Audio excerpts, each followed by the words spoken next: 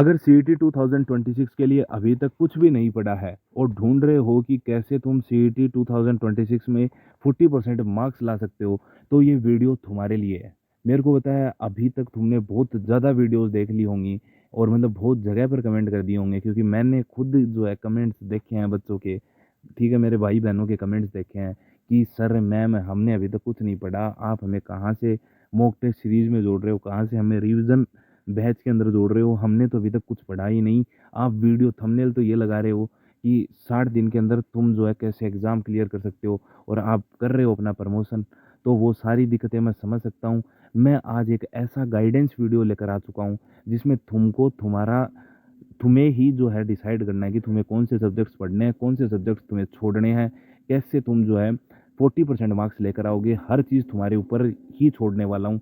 मैं ये नहीं बोलने वाला तुम्हें मैथ पढ़नी है या फिर साइंस पढ़नी है। मैं एक स्ट्रेटेजी बताऊंगा कि मैं कैसे सोचता हूँ अगर मैं किसी एग्ज़ाम के ऊपर टारगेट कर रहा हूँ। ठीक है, अगर मेरे को 40% मार्क्स लाने होते तो मैं कैसा रोड मैप बनाता, मैं कैसे चीज़ों को पढ़ता, मैं कैसे चीज़ों को डील करता, उस चीज़ के ऊपर ये वीडियो होने वाली है। और मैं गारंटी के साथ ये चीज़ बोल सकता हूँ, अगर तुमने ये वीडियो पूरी देख ली और तुमने इस वीडियो को अप्लाई कर लिया और तुम्हें चीज़ें समझ में आ गई, तो तुम्हारा 101% जो है एग्ज़ाम क्लियर होने वाला है।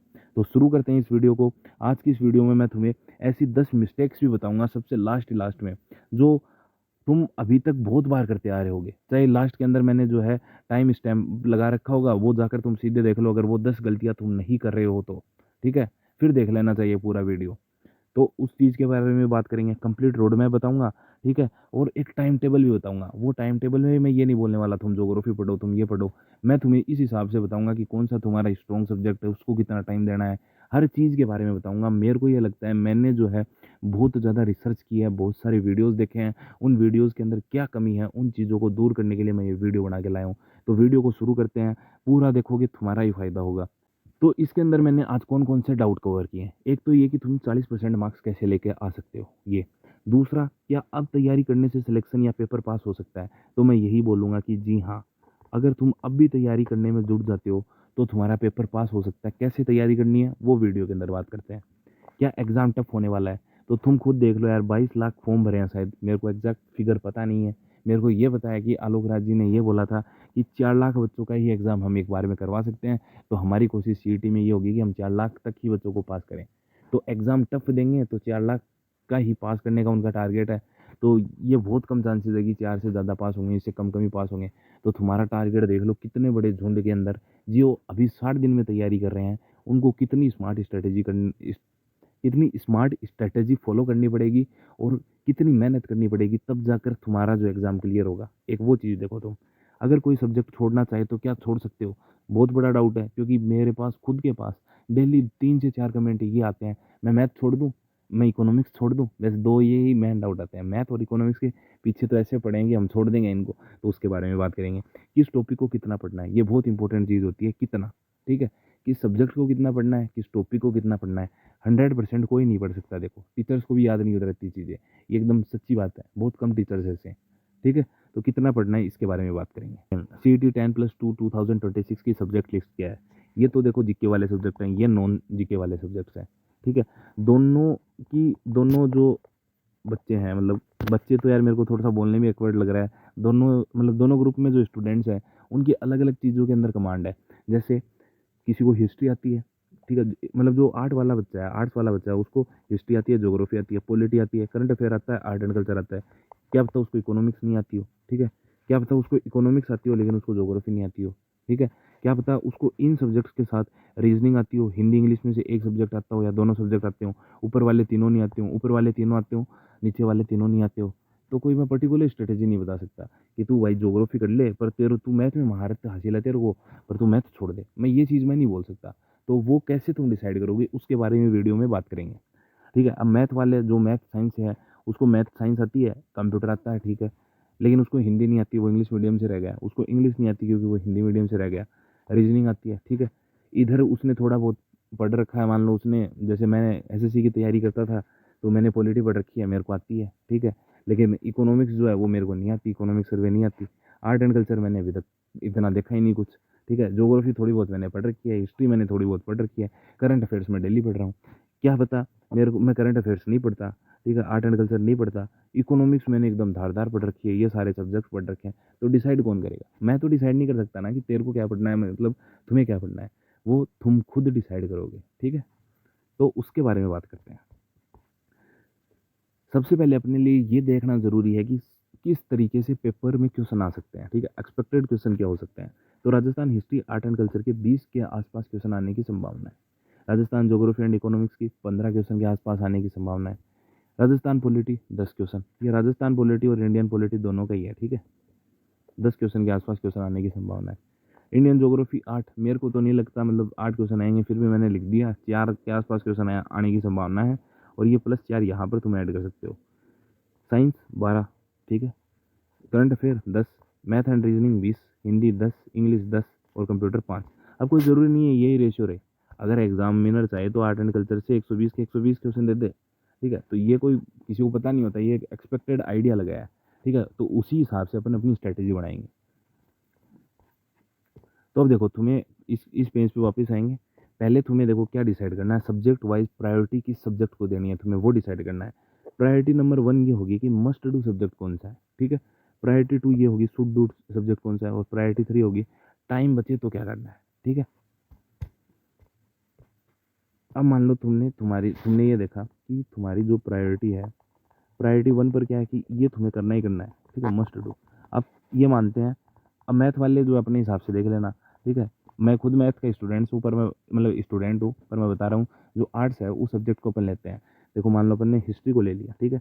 अब मान लो मेरी हिस्ट्री जो है वो बहुत अच्छी है, और मैंने उसके नोट्स बना रखे हैं अच्छे से, और मैंने उसको पढ़ रखा है, और मेरे को चीज़ें पढ़ी हुई हैं, पर अब मैं भूल रहा हूँ धीरे धीरे, पर मेरे को चीज़ें याद आ रही हैं, ठीक है? तो वो कौन सी कैटेगरी में आ गई? मस्ट डू में आ गई, ठीक है? तो अब क्या करना है, मान लो मैं मॉडर्न हिस्ट्री पढ़ने को बैठा, ठीक है? मॉडर्न, ये पहले तो इसके बारे में बात कर लेते हैं। मस्ट डू में ये सब्जेक्ट आ गए, फिर शुड डू में क्या आ गया? जैसे शुड डू में मैंने कौन से सब्जेक्ट को शामिल कर लिया? जैसे मैंने ज्योग्राफी को शामिल कर लिया, कि ज्योग्राफी के कुछ टॉपिक्स तो हैं जो मेरे को अच्छे से याद है एकदम, जिनको मैं मस्ट डू में डाल सकता हूँ। लेकिन कुछ टॉपिक्स ऐसे हैं जिनका मतलब मेरे पास नोट्स प्रॉपर नहीं बनाए हुए, या फिर मैं एकदम चीज़ें भूल चुका हूँ, ऐसे मतलब जब नाम आए टॉपिक का तब मेरे को कोई एक आधी चीज़ याद आती है, तो उसको किस में डालना है? शुड डू में डालना है। किस में डालना है? शुड डू में डालना है। उसके बाद में प्रायोरिटी 3 वाले तो वो हो गए, जैसे टाइम बचे तो, जैसे आर्ट्स वाले स्टूडेंट्स हैं उनको सबसे ज़्यादा दिक्कत मैथ में होती है, ठीक है? तो टाइम बचे तो मैथ में जैसे रेशियो एंड प्रोपोर्शन कर लिया, प्रॉफिट लॉस कर लिया। ये क्या है, ये जो मतलब हर टॉपिक के लिए जो इम्पोर्टेंट मैंने क्या एक वीडियो बनाई थी 26 मिनट की, ठीक है? जो नया यूज़र है मतलब नया व्यूवर है उसको मैं बता दूँ, 26 मिनट की एक वीडियो बनाई हुई पड़ी है अपने चैनल के ऊपर, जिसके अंदर मैंने हर सब्जेक्ट से, ठीक है, हर सब्जेक्ट से ये बताया कि कौन से इंपॉर्टेंट टॉपिक्स हैं जहाँ से क्वेश्चन बनते हैं। तो तुम वहाँ से एक रफली आइडिया ले सकते हो, ठीक है? और यहाँ पर जो है एक आई टैब आ रहा होगा, यहाँ पर लिखा हुआ होगा, इसके ऊपर तुम क्लिक करोगे तो वो वीडियो खुल जाएगा, या फिर तुम्हें डिस्क्रिप्शन में लिंक मिल जाएगी, तो वहाँ से जो है स्ट्रेटेजी बनाने के लिए वो वीडियो ज़रूर देख लेना, काम में आएगी वो वीडियो, ठीक है? अब इसके बाद में किस किस चीज़ की बात कर रहे थे अपन? अच्छा, प्रायोरिटी वाला हो गया, ठीक है, टाइम बचे तो। उसके बाद में तुम्हें क्या करना है? उसके बाद में ये है कि तुम्हें ये छाँटना है कि तुम्हारे स्ट्रॉन्ग टॉपिक कौन से हैं, एवरेज टॉपिक कौन से हैं, वीक और अनटच्ड टॉपिक कौन से हैं, ठीक है? अब मान लो तुमने प्रायोरिटी 1 पर हिस्ट्री रख ली, ठीक है? हिस्ट्री रख ली तो हिस्ट्री के अंदर तुम्हें ये पता चला कि जो भी मॉडर्न हिस्ट्री है, उसके जितने भी टॉपिक है उसके मेरे बहुत अच्छे से नोट्स बनाए हुए हैं, और उनको मेरे को वापस रिवाइज़ करने की कोई ज़रूरत नहीं है। तो मैं क्या करूँगा कि जो मॉडर्न हिस्ट्री है उसको मैं क्या करूँगा, सिर्फ उन नोट्स का मैं रिवीजन करूँगा और पीवाईक्यू लगाऊंगा, ठीक है? अब जैसे प्रजामंडल आंदोलन है, तुम किसी भी टीचर से पढ़ोगे तो 7 से 9 घंटे की उनकी क्लासेस है। अब क्लासेस लगाओ, फिर उसको 7 से 9 घंटे, अगर मान लो तुम इसको 2x पर भी देखते हो तो भी तुम्हें 4 से 5 घंटे लग जाएंगे, ठीक है? और उसके बाद में तुम उसको रिवाइज करोगे तो 4 से 5 घंटे वो। पर अगर तुम्हारे नोट्स हैं अच्छे से, तुम्हें चीज़ें समझी हुई हैं तुम्हारी पहले से, तो तुम्हें रिवाइज वापस से करने की ज़रूरत कहाँ पर पड़ गई? भाई मेरे को तो ये चीज़ बता दो, नहीं है ना ज़रूरत। तो तुमने मान लो 7 से 9 घंटे का कंटेंट 2 से 3 घंटे में रिवाइज़ कर कर उसके पीवाईक्यू लगा लिए, और तुम्हारे वहाँ से क्वेश्चन जो है वो गलत नहीं हो रहा, तो तुम्हें उससे ज़्यादा क्या चीज़ चाहिए? एग्ज़ाम में क्वेश्चन गलत नहीं हो रहा है और क्यों पढ़ता है? एक स्टूडेंट इसलिए तो पढ़ता है। तो इस हिसाब से तुम पढ़ सकते हो। उसके बाद में जैसे मान लो तुमने ज्योग्राफी को, ठीक है, कौन से में रखा? शुड डू में रखा, ठीक है? अब ज्योग्राफी के अंदर भी ये नहीं करना कि तुम मैंने क्या लिखा है ज्योग्राफी के अंदर? एवरेज टॉपिक के अंदर मैंने क्या लिखा है? पढ़ा है लेकिन क्वेश्चन नहीं बन रहे, मतलब तुम्हें चीज़ें याद नहीं आ रही, ठीक है? तो तुम्हें क्या करना है? कॉन्सेप्ट का रिवीजन करना है, पीवाईक्यू करना है, प्रैक्टिस करनी है। अब कुछ टॉपिक जो तुमने मस्ट डू में जो सब्जेक्ट रखा है, उसमें भी कुछ टॉपिक ऐसे होंगे जो तुम्हें नहीं आते, तो उनकी तुम क्लास जो है मतलब तुम्हारे पास नोट्स है, लेकिन तुम जो है उसकी क्लास जो है 2x पर देख सकते हो क्योंकि तुमसे क्वेश्चन नहीं हो रहे। ठीक है? तो ऐसा ही तुम्हें ज्योग्राफी मान लो तुमने लिया है ज्योग्राफी को एक सुडू टॉपिक के अंदर, तो ज्योग्राफी में मान लो तुम्हें 5 चैप्टर जो है वो तो अच्छे से आते हैं। ठीक है? और 3 चैप्टर तुम्हें नहीं आते। ठीक है? और बाकी कितने बच गए, मान लो 10 चैप्टर बच गए जो तुम्हें रिवाइज़ करना है, जिसके तुम्हारे पास नोट्स हैं अच्छे से। तो और मतलब तुम्हारी एक बार चीज़ें समझी हुई हैं, तो इसकी क्लासेस तुम 2x पर देख लो। ठीक है? और ये 5 टॉपिक है उनको पहले वाले तरीके से कर लो। ये 3 टॉपिक है जो तुम्हें समझ में नहीं आ रहा, अब देखो उद्योग, खनिज, ये कुछ टॉपिक है ये तो तुम नहीं छोड़ सकते। बाकी इसके अलावा कोई टॉपिक है ना, तो मतलब जो इतना ज़्यादा इंपॉर्टेंट टॉपिक नहीं है, तो मान लो वो 3 टॉपिक है, तो उनको टाइम बचे तब कर लो। ठीक है? टाइम बचे तब कर लो। ठीक है? तब कर लो। अब इसमें इंपॉर्टेंट चीज़ ऐसे मैथ और रीजनिंग वाले सब समझ गए होंगे, मैं उम्मीद करता हूँ क्योंकि मैंने बहुत अच्छे से समझाया है। और बताऊँगा तो तुम बोर होगे और वीडियो लंबी होगी, तुम्हारा ही जो है टाइम वेस्ट होगा। ठीक है? क्या होगा? टाइम वेस्ट होगा। तो अब देखो इसके अंदर तुम्हें डिसाइड कैसे करनी है चीज़ें, उसके बारे में बात कर लेते हैं। लेकिन उससे पहले देखो मैं तुम्हें एक चीज़ बता देता हूँ, अगर तुम्हारा कोई भी डाउट है ना, तो ये जो है इट्स सचिन महिला, ये मेरा इंस्टाग्राम अकाउंट है, यहाँ पर तुम मुझसे पूछ सकते हो। और यही मेरा टेलीग्राम चैनल का यूज़र नेम है। यहाँ पर क्या कुछ पीडीएफ्स मैंने डाल रखी हैं, और अगर तुम्हें कोई पीडीएफ की ज़रूरत हो और मेरे पास वो होगी तो मैं वो भी डाल दूंगा, वो भी अपलोड कर दूंगा। ठीक है? इसके अलावा मैंने क्या किस चीज़ के, हाँ मैं इस चीज़ के ऊपर बात कर रहा था, तुम्हें डिसाइड कैसे करना है कि तुम 48 मार्क्स लेकर कैसे आओगे। ठीक है? तो मान लो तुमने डिसाइड किया कि मैं हिस्ट्री जो है, हिस्ट्री और आर्ट एंड कल्चर के 20 क्वेश्चन आएंगे। ठीक है? मतलब एक्सपेक्टेड तो यही है।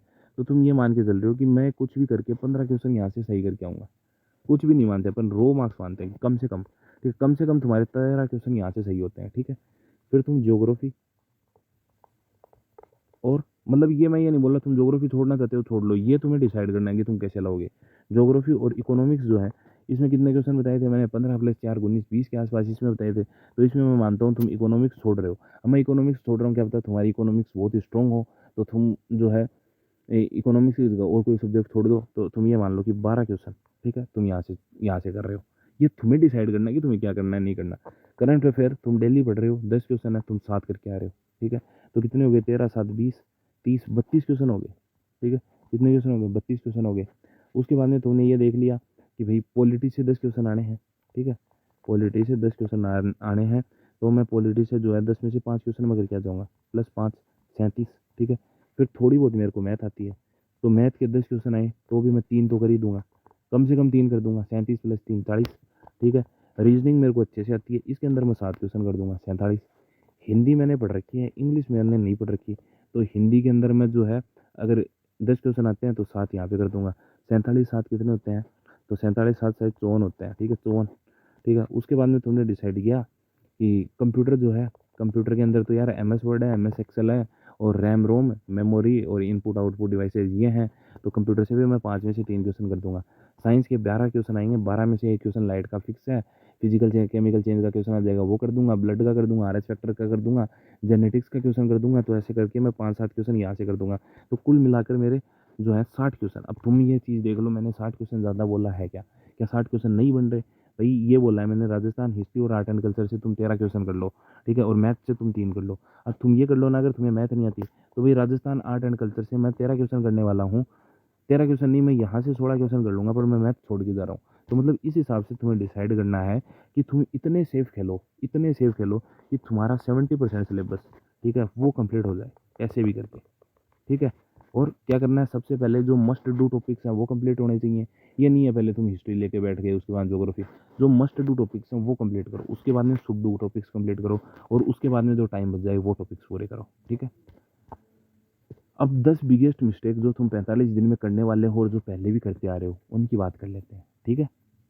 तो देखो, ये मिस्टेक्स तो करना ही मत। और मैंने 45 दिन इसलिए लिखा है क्योंकि जो लास्ट के कुछ दिन बच जाएंगे उनके अंदर जो है मैं तुम्हें रिवीजन की एक अलग ही स्ट्रेटेजी बताऊंगा। रिवीजन साथ साथ में भी करना है। देखो मैंने हर जगह पर ये बताया, रिवीजन करना है, रिवीजन करना है, पीवाईक्यू करना है, लेकिन लास्ट के दिनों में अलग तरीके से रिवीजन करना है, तो उसकी मैं उस वक्त बना दूंगा वीडियो। ठीक है? तो अभी क्या है, पहली चीज़ जो सभी करते हैं, रोज़ नया टीचर बदलना बहुत गलत चीज़ है भाई। कोई भी टीचर ये तो चाहता नहीं कि मेरा रिजल्ट खराब हो, या फिर मैं कुछ गंदा पढ़ा दूँ, या फिर मैं कोई चीज़ छोड़ दूँ। हर टीचर ये चाहता है कि मैं ज़्यादा पढ़ाऊँ, मेरा बैच बिके, मेरे के पास पैसे आएँ। हर की मानसिकता यही होती है। तो कोई ख़राब नहीं पढ़ा रहा। जिस टीचर से पढ़ना स्टार्ट कर दो ना, अभी तक तुम्हें पता चल गया होगा कौन सा टीचर बढ़िया पढ़ा रहा है। कम से कम हर सब्जेक्ट के लिए 10-10 बार मैं बता चुका हूँ कौन सा टीचर अच्छा है, और हर सब्जेक्ट के लिए 2 से 3 टीचर मैं बता चुका हूँ। तो वही टीचर बदलना बंद कर दो। उसके अलावा हर सब्जेक्ट के लिए नई बुक लेना। हर सब्जेक्ट के लिए नई बुक लेना तो मतलब एक बार के लिए फिर भी चल जाए, पर जो ये करते हो ना, मान लो एक टॉपिक है, वो तुमने पहले नोट से पढ़ लिया, उसके बाद में बुक से पढ़ लिया, ठीक है, उसके बाद तुम एक और बुक लिए, एक टॉपिक का बता रहा हूँ, मान लो एक टॉपिक तुमने इसी बुक से पढ़ा, दूसरा तुम दूसरी से, वो फिर भी चल जाता है। लेकिन जो टॉपिक एक बुक से एक बार पढ़ लिया ना, उसको ही रिवाइज करो, ठीक है। अगर तुम्हें कुछ नया ट्राई करना है, नई बुक ट्राई करनी है, आगे इस एग्ज़ाम के बाद में कर लेना, जहाँ पर तुम्हारे पास 9 से 10 महीने हो तब कर लेना। अभी जितना पढ़ लिया या फिर जितना तुम पढ़ चुके हो, जो तुम्हें रिवाइज करना है, हाँ कुछ नया पढ़ना है, अच्छा पढ़ना है, वो उसके लिए तुम ट्राई कर सकते हो, ठीक है। फिर सिर्फ लेक्चर्स देखना सबसे बड़ी नाकामयाबी के पीछे रीज़न यही है। बस क्लास देखना, क्लास देना। 3 बार एक ही टॉपिक पढ़ चुके हो, आधी से ज़्यादा चीज़ें जो टीचर ये बताएगा, मैं वो मूवी देख कर आया था, उसमें ये हो गया था, वो हो गया, वो तुम्हें चीज़ें याद है पर तुम्हें लेक्चर याद नहीं है। तो उसमें क्लासेज में देखो, उसका रिविज़न करो, ठीक है, नोट्स का रिविज़न कर लो। इसलिए मैंने बोला मस्ट डू टॉपिक जो स्ट्रॉन्ग है तुम्हारे टॉपिक्स, उनको क्या करना है, रिवाइज़ करना है सिर्फ, ठीक है। उसके बाद में पीवाईक्यू छोड़ना। हर बार मैं ये बोल के आया हूँ पीवाईक्यू करने हैं, ठीक है। पीवाईक्यू से ये पता चलता है, तो चलो पैटर्न चेंज हो गया उनका, लेकिन फैक्ट चेंज नहीं हुआ है। अगर पीवाईक्यू करोगे चीज़ें ज़्यादा टाइम तक रिमेंबर रहेंगी, याद रहेंगी। मॉक टेस्ट देखकर एनालिसिस नहीं करना। मॉक टेस्ट देने से सिलेक्शन नहीं होगा, उसको एनालिसिस करना होगा। एक रफ कॉपी डाल लो, ठीक है, क्या डाल लो, रफ कॉपी जो है वो डाल लो, और उसके अंदर चीज़ें लिखो। मान लो कोई फैक्ट जो है वो तुम्हारा गलत हो गया, तो वो फैक्ट लिख लो। किसी टॉपिक से तुम्हारे क्वेश्चन गलत हो रहे हैं तो उसको रिवाइज करो, ठीक है। पूरी जी जान लगा दो भाई, सीईटी क्लियर नहीं होगी, 12-12, 13-13 घंटे देने पड़ेंगे अगर तुम बहुत ज़्यादा वीक हो तो। रिवीजन को लास्ट में रखना। रिवीजन अभी करना है, जो मैंने देखो तुम्हें बोला कि लास्ट में जो टाइम बचेगा उसके लिए रिवीजन अलग तरीके से होगा, लेकिन अभी रिवीजन को लास्ट में नहीं रखना, रिवीजन करना है चीज़ों का। करंट अफेयर में ज़रूरत से ज़्यादा टाइम देना, ये भी एक बहुत बड़ा मतलब मिथ है कि करंट अफेयर मैं ऐसे पढ़ लूँ वैसे पढ़ लूँ। मैंने यार कितनी वीडियोज़ में बता दिया, जो मैं डेली वीडियो डालता हूँ उसमें भी बताता हूँ करंट अफेयर कैसे पढ़ना है, कैसे पढ़ना है, कैसे पढ़ना है, फिर भी तुम नहीं समझ रहे। वीक टॉपिक्स को पूरा जो है पूरा दिन दे देना और उसमें फंस जाना। इसीलिए मैंने बोला पहले स्ट्रॉन्ग टॉपिक्स पर ध्यान दो, फिर एवरेज पे ध्यान दो, और उसके बाद में टाइम बचे तो कर लेना। नोट्स को बार बार सुंदर बनाना। नोट्स यार बनाने के हैं, बना लो जल्दी जल्दी जैसे बन रहे हैं वैसे। शॉर्ट नोट्स लिख लो यार, जहाँ पर टीचर पूरी लाइन लिखवा रहा है तुम यहाँ पर कुछ लिख कर एरो लगा कर आगे वाली चीज़ लिख लो ना, क्यों फंस रहे हो नोट्स को सुंदर बनाने में। दूसरों की स्ट्रेटेजी कॉपी करना। भाई मैं डेली वाली वीडियो डालता हूँ, उसमें मैं क्या बोलता हूँ कि वो एक रेफरेंस वीडियो डालता हूँ मैं, हाँ उसको फॉलो कर लेते हैं, बहुत अच्छी बात है भाई, बहुत अच्छी बात है। लेकिन मैंने जब शुरुआत की थी उन वीडियोस की, तब मैं क्या बोला था कि मैं रेफरेंस वीडियो डालता हूँ कि मैं ऐसे पढ़ता हूँ, तुम चाहो तो ऐसी अपनी स्ट्रैटेजी बना सकते हो। तो तुम डेली उन वीडियोस को देख सकते हो, उनमें मैं कुछ ना कुछ इन्फॉर्मेटिव चीज़ बताने की कोशिश करता हूँ। भाई अगर मैं 3 मिनट का भी वीडियो बनाता हूँ तो उसके अंदर मैं 1 मिनट भी नहीं लगाता, मैं ऐसे बता देता हूँ ये पढ़ा, ये पढ़ा, ये पढ़ा। उसके अलावा मैं कोई डाउट लेता हूँ और उसको सोल्व करता हूँ। तो तुम वो वीडियो वहाँ से देख सकते हो डेली वाला, वहाँ से तुम्हें कुछ ना कुछ इन्फॉर्मेटिव ही डेली देखने को मिलेगा।